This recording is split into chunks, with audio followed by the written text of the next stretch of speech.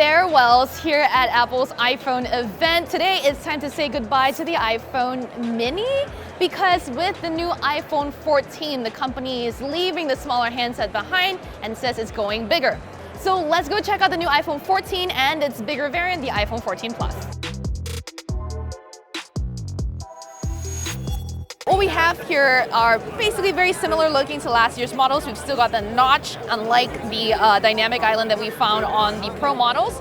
But there's also a new camera system here. There's a 12 megapixel primary sensor that's also larger, and it uses larger 1.9 micron pixels as well. Combined with Apple's new Photon engine, they're supposed to deliver better pictures in low light. You will also get some video upgrades with the new action mode for stabilizing your shots. So there were some demos that we saw both at the keynote and here on the phone. Obviously this is stuff that we'll have to try out for ourselves in person, but you can also take a sneak peek at this preview that Apple is showing off at the event here.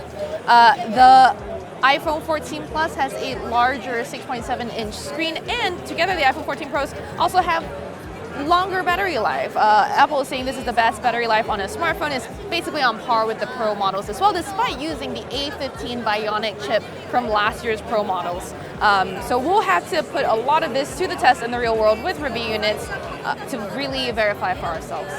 Another update is the front camera on the iPhone 14 and iPhone 14 Plus now offer autofocus. This is probably better when you're like moving around, not like stationary in one place like we are as of right now, where face detection kind of kicks in, but it's helpful.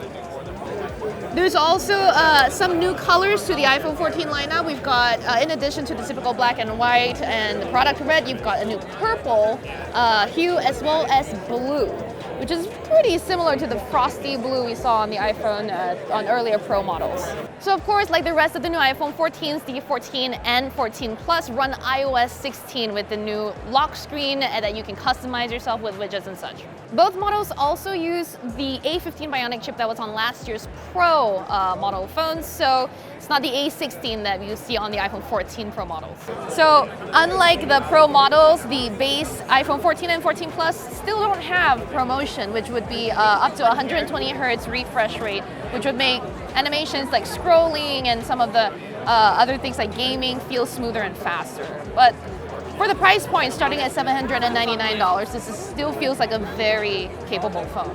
If you're already excited to get your hands on a new iPhone, these will be available for pre-order starting September 9th, and the iPhone 14 will be available on September 16th. If you're hoping to get your hands on the Plus, you might have to wait a little longer until October 7th when it's available. But of course, as always, give us some time to test these things out in the real world so we can tell you how good the cameras or battery life or performance are before you really go spending your money. And so for that full review, stay tuned to Engadget.